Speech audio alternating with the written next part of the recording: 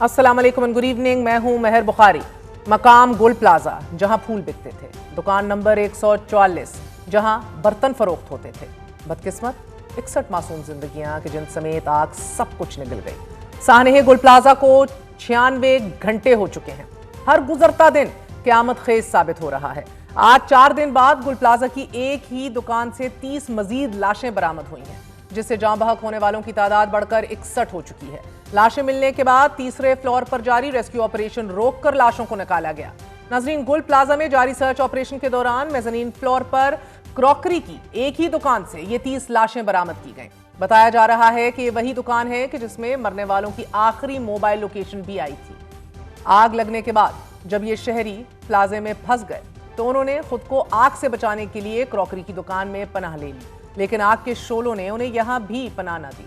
Police surgeon doctor Samiya के मुताबिक 2 दुकानों से 21 बाकियात अस्पताल लाई गई हैं कि जिनकी फौरी आइडेंटिफिकेशन और शनाख्त नामुमकिन है। तमाम बाकियात इस कदर जली हुई हैं कि उनके जिस्म कई टुकड़ों में मुनकसिम हैं। अभी अंदाजा लगाना भी मुश्किल है कि कौन सा टुकड़ा किस डेड बॉडी का है। पुलिस सर्जन के मुताबिक आग की शिद्दत के बायस डीएनए शदीद मुतासर हुआ है।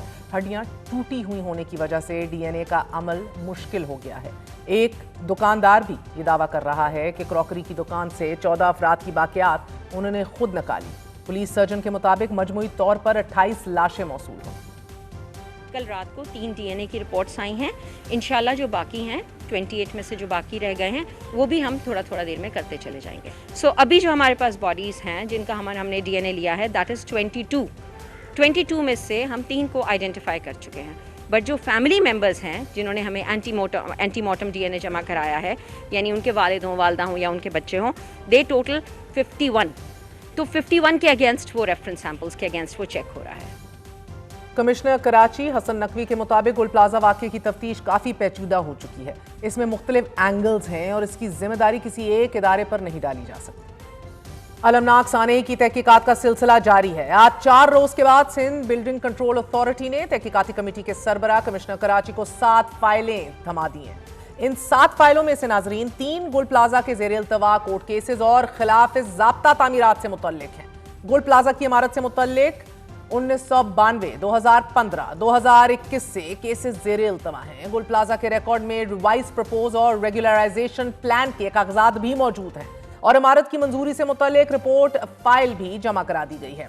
अब गुल प्लाजा सानहे की तहकीकात का दायरा मजीद वसी करते हुए लाशों के सैंपल्स का केमिकल एग्जामिनेशन कराने का भी फैसला कर लिया गया है। जराए बता रहे हैं कि प्लाजा की मुख्तलिफ जावियों से तहकीकात का आगाज जारी है। आग के तेजी से फैलने, दाखिली और खारजी रास्तों की बंदिश, सेफ्टी रूल्स की खिलाफ वर्जी समेत हर चीज की तफ्तीश की जाएगी। सिंध बिल्डिंग कंट्रोल अथॉरिटी ने शहर के तमाम तजारती मराकज़ को फायर सिस्टम लाजमी नस्ब करने का नोटिस जारी कर दिया है। तमाम तजारती मराकज़ को पाबंद कर दिया गया है कि वो इमारात में आग बुझाने के आलात 3 दिन के अंदर अंदर नस्ब करें। बसूरत दीगर इन तजारती मराकज़ को सील कर दिया जाएगा। But this is a lot of what we have heard in the past. 2 साल पहले भी मेयर कराची ने 600 से ज्यादा इमारतों का फायर सेफ्टी ऑडिट कराया था। 1 जनवरी 2024 को यह रिपोर्ट कमिश्नर कराची को भिजवा दी गई थी। 2 years ago इस रिपोर्ट में इंकशाफ किया गया था कि शाराय फैसल, आई चंडीगढ़ रोड, शाराय कायद और तारिक रोड समेत मजमूई तौर पर 235 से ज्यादा इमारतों में फायर सेफ्टी के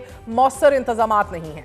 आई चंडीगढ़ रोड पर मुआयने की गई 45 इमारतों में से 29 गैर तसल्ली बख्श करार पाई थी और 77% इमारतों में 77% फाइटिंग का जो सामान है, जो इक्विपमेंट है, वो सिरे से मौजूद ही नहीं था।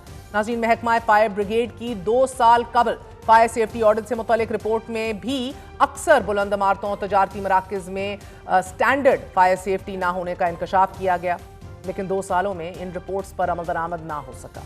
अगर अमल दरामद हो जाता तो शायद आज गुल प्लाजा में 61 मासूम लोग शायद जलकर खाकस्तर ना होते। अक्टूबर 2025 में एक कॉन्फ्रेंस में शहरी मनसूबा साजों, फायर सेफ्टी माहिरीन और डिजास्टर मैनेजमेंट के हुक्काम ने कराची में फायर सेफ्टी की बिगड़ती सूरत हाल पर शदीद तशवीश का इजहार किया था और खबरदार भी किया था कि मौजूदा सूरत हाल शहर को बड़े पैमाने की हंगामी आपात के लिए इंतहाई गैर महफूज बना रही है।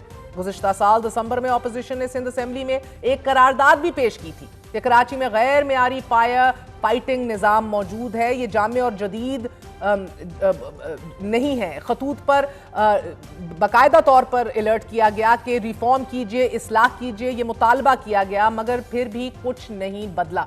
मुतासरीन और लवाहिकीन गुज़िश्ता 4 रोज़ से अपने प्यारों को तलाश कर रहे हैं। कभी गुल प्लाजा भागते हैं, कभी अस्पतालों में पता करते हैं, कभी लेबॉरेटरीज के चक्कर काटते हैं। उन्हें कुछ समझ नहीं आ रही कि वो अपने प्यारों को कहाँ ढूंढें।